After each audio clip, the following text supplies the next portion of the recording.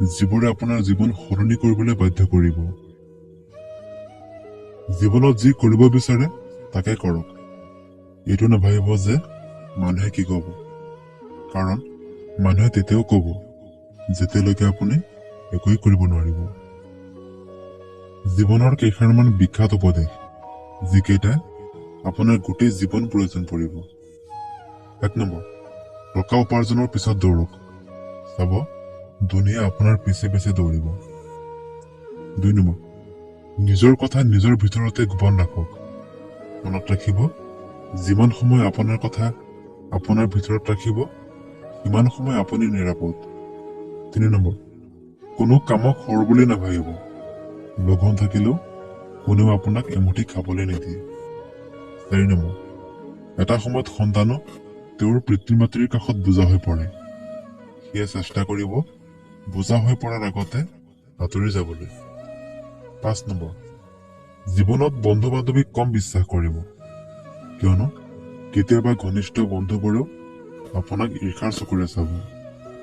6 number, মনে মনে থাকিবলৈ চেষ্টা কৰিব আৰু কোলাহলপূৰ্ণ ঠাই এৰি নিৰাপদ ঠাইত বহি আধ্যাত্মিক চিন্তা কৰক। 7 নম্বৰ, ফেচবুকত কাৰো লগত কমেণ্টত তৰ্ক নকৰিব, কাৰণ ফেচবুক হ'ল বৰ্তমান ইণ্টাৰনেটৰ ডাষ্টবিন।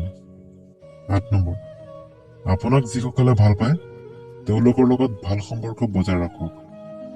9 নম্বৰ, মাজে মাজে শত্ৰুৰ লগতো সুসম্পৰ্ক বজাই ৰখাৰ চেষ্টা কৰক, কাৰণ এই পৃথিৱীত সুযোগ বুজি জীয়াই থাকিব লাগে। 10 নম্বৰ, কিতাপ পঢ়াৰ অভ্যাস কৰক, কাৰণ আপোনাৰ আত্মাৰ পূৰ্ণতাৰ বাবে জ্ঞানৰ আৱশ্যক। মানুহৰ লগত কথা কম কব। চাব, জীৱনৰ আধাখিনি কষ্ট নোহোৱা হৈছে। কি অদ্ভুত নহয়নে? যিয়ে কষ্ট দিয়ে তাৰ বাবেই কষ্ট পাওঁ। যোগ্যতাতকৈ বেছি কিবা পালে মানুহৰ ব্যৱহাৰ পশুৰ দৰে হৈ যায়। কোনোবাই বেছি অৱহেলা কৰিলে তাক উচিত শিক্ষা দিয়াৰ একমাত্ৰ উপায় হ'ল তাৰ পৰা আঁতৰি যোৱা, কাৰণ এই অৱহেলাই হ'ব পাৰে আপোনাৰ জীৱনৰ শ্ৰেষ্ঠ শিক্ষা। সময় লওক, নিজকে গঢ়ক, সঠিক উত্তৰ কামৰ যোগেদি দিয়ক, মুখেৰে নহয়।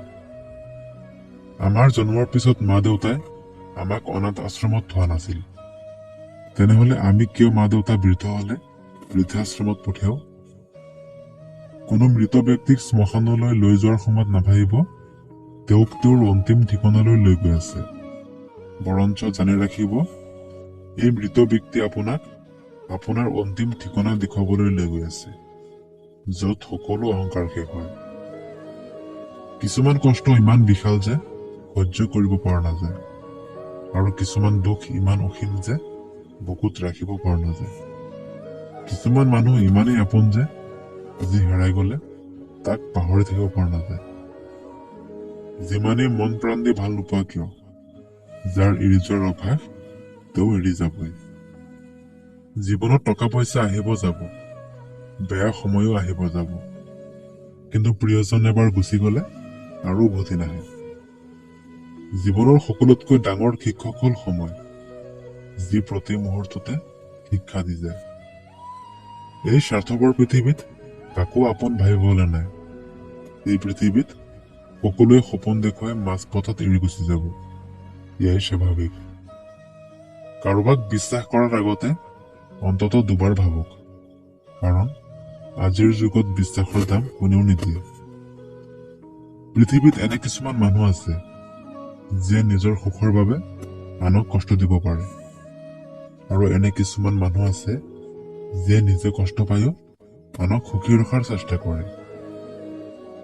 ভালপোৱা মানে কেৱল দেহৰ আকৰ্ষণ নহয়, ভালপোৱা মানে সন্মান, শ্ৰদ্ধা, বিশ্বাস আৰু ভৰসা। আটাইতকৈ ধুনীয়া সম্পৰ্ক হ'ল দুটি চকুৰ, একেলগে খোলে আৰু একেলগে বন্ধ হয়, একেলগে কান্দে আৰু একেলগে শুই থাকে। যেতিয়া কোনোবাই তোমাক সকলো সময়ত মিছ কৰে, তেতিয়া চাগে তোমাৰ বহুত বিৰক্ত অনুভৱ হয়, কিন্তু কষ্ট সিদিনা পাবা যিদিনা বুজিব পাৰিবা তোমাক মিছ কৰাৰ নিচিনা কোনোৱেই নাই।